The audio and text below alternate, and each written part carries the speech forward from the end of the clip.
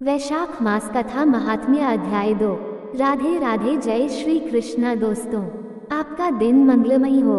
प्रभु की कृपा सदैव आप पर बनी रहे। पुण्य फल के लिए वीडियो को पूरा देखें। अगर वीडियो आपको अच्छी लगती है तो वीडियो को लाइक करें, चैनल को सब्सक्राइब करें, कमेंट में जय श्री हरि विष्णु जरूर लिखें। स्कंद पुराण में वैशाख मास का महात्म्य बताया गया है। नारद जी ने विस्तार से राजा अम्बरीश को इस वैशाख मास की महिमा बताई है। यह महीना भगवान विष्णु को अति प्रिय है। इस महीने में स्नान और दान का खास महत्व है। नारद जी ने बताया है, जो वैशाख मास में पहनने के लिए कपड़े और बिछावन देता है, वह उसी जन्म में सब भोगों से संपन्न हो जाता है और समस्त पापों से रहित हो ब्रह्मनिर्वाण मोक्ष को प्राप्त होता है। जो तिनके की बनी या अन्य खजूर आदि के पत्तों की बनी हुई चटाई दान करता है, उसकी उस चटाई पर साक्षात भगवान विष्णु शयन करते हैं। नारद जी कहते हैं, वैशाख मास में धूप से तपे और थके मांदे ब्राह्मणों को श्रमनाशक सुखद पलंग देकर मनुष्य कभी जन्म मृत्यु आदि के क्लेशों से कष्ट नहीं पाता। जो वैशाख मास में पहनने के लिए कपड़े और बिछावन देता है, वह उसी जन्म में सब भोगों से संपन्न हो जाता है और समस्त पापों से रहित हो ब्रह्मनिर्वाण मोक्ष को प्राप्त होता है। जो तिनके की बनी या अन्य खजूर आदि के पत्तों की बनी हुई चटाई दान करता है, उसकी उस चटाई पर साक्षात भगवान विष्णु शयन करते हैं। चटाई देने वाला बैठने और बिछाने आदि में सब ओर से सुखी रहता है। जो सोने के लिए चटाई और कंबल देता है, वह उतने ही मात्र से मुक्त हो जाता है।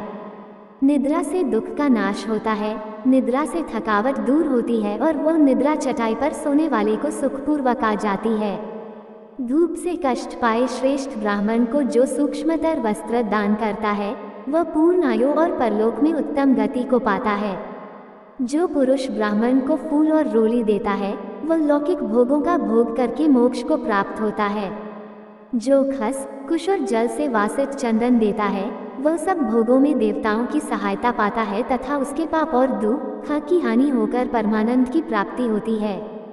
वैशाख के धर्म को जानने वाला जो पुरुष गोरोचन और कस्तूरी का दान करता है, वह तीनों तापों से मुक्त होकर परम शांति को प्राप्त होता है। जो विश्रामशाला बनवाकर प्याव सहित ब्राह्मण को दान करता है, वह लोगों का अधिपति होता है। जो सड़क के किनारे बगीचा, पोखरा, कुआं और मंडप बनवाता है, वह धर्मात्मा है। उसे पुत्रों की क्या आवश्यकता है। उत्तम शास्त्र का श्रवण, तीर्थ यात्रा, सत्संग, जलदान, अन्नदान, पीपल का वृक्ष लगाना तथा पुत्र, इन 7 को विज्ञ पुरुष संतान मानते हैं। जो वैशाख मास में तापनाशक तक दान करता है, वह इस पृथ्वी पर विद्वान और धनवान होता है। धूप के समय मटटे के समान कोई दान नहीं, इसलिए रास्ते के थके मांदे ब्राह्मण को मटका देना चाहिए। जो वैशाख मास में धूप की शांति के लिए दही और खानर दान करता है तथा विष्णुप्रिय वैशाख मास में जो स्वच्छ चावल देता है, वह पूर्ण आयु और संपूर्ण यज्ञों का फल पाता है। जो पुरुष ब्राह्मण के लिए गोघृत अर्पण करता है, वह अश्वमेध यज्ञ का फल पाकर विष्णुलोक में आनंद का अनुभव करता है। जो दिन के ताप की शांति के लिए सायंकाल में ब्राह्मण को ऊख दान करता है, उसको अक्षय पुण्य प्राप्त होता है।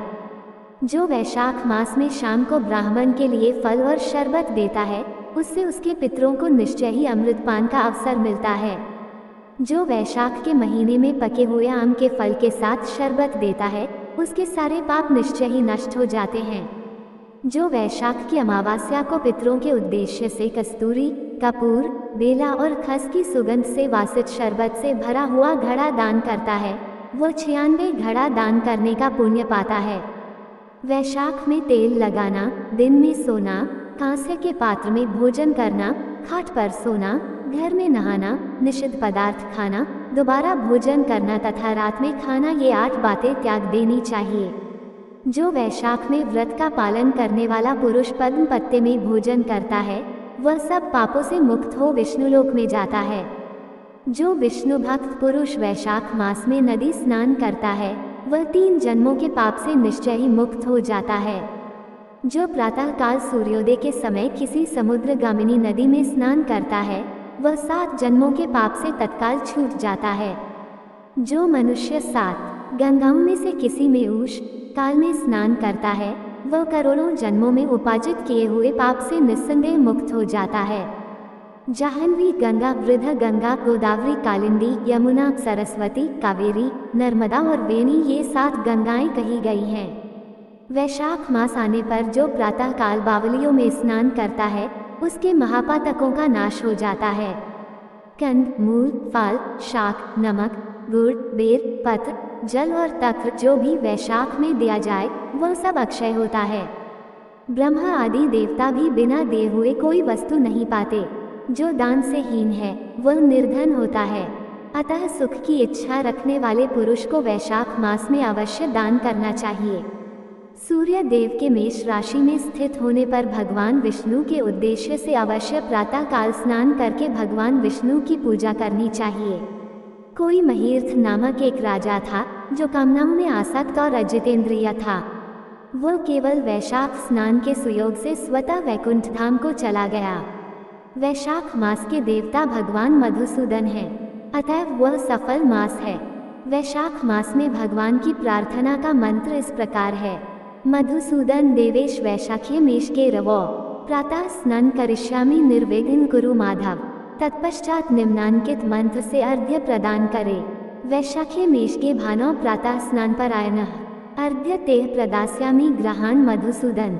अर्थात सूर्य के मेष राशि पर स्थित रहते हुए वैशाख मास में प्रातः स्नान के नियम में संलग्न होकर मैं आपको अर्घ्य देता हूँ। मधुसूदन, इसे ग्रहण कीजिए। इस प्रकार अर्घ्य समर्पण करके स्नान करें। फिर वस्त्रों को पहनकर संध्या तर्पण आदि सब कर्मों को पूरा करके वैशाख मास में विकसित होने वाले पुष्पों से भगवान विष्णु की पूजा करें। उसके बाद वैशाख मास के महात्म्य को सूचित करने वाली भगवान विष्णु की कथा सुने। ऐसा करने से कोटि जन्मों के पापों से मुक्त होकर मनुष्य मोक्ष को प्राप्त होता है। ये शरीर अपने अधीन है, जल भी अपने अधीन ही है, साथ ही अपनी जिह्वा भी अपने वश में है। अतः इस स्वाधीन शरीर से स्वाधीन जल में स्नान करके स्वाधीन जिह्वा से हरि इन 2 अक्षरों का उच्चारण करें।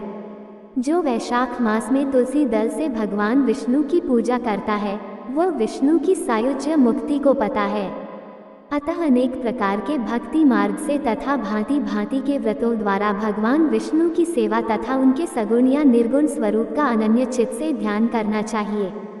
दोस्तों, ये थी आज की वैशाख मास की कथा महात्म्य। जो भी इन कथाओं को सुनता पढ़ता है उसे असीम पुण्य की प्राप्त होती है और प्रभु का आशीर्वाद प्राप्त होता है। आपको हमारी वीडियो अच्छी लगी हो तो वीडियो को लाइक करें, चैनल को सब्सक्राइब करें, कमेंट में जय श्री हरि विष्णु जरूर लिखें। वीडियो देखने के लिए आपका बहुत बहुत धन्यवाद। जय श्री राधे कृष्णा दोस्तों।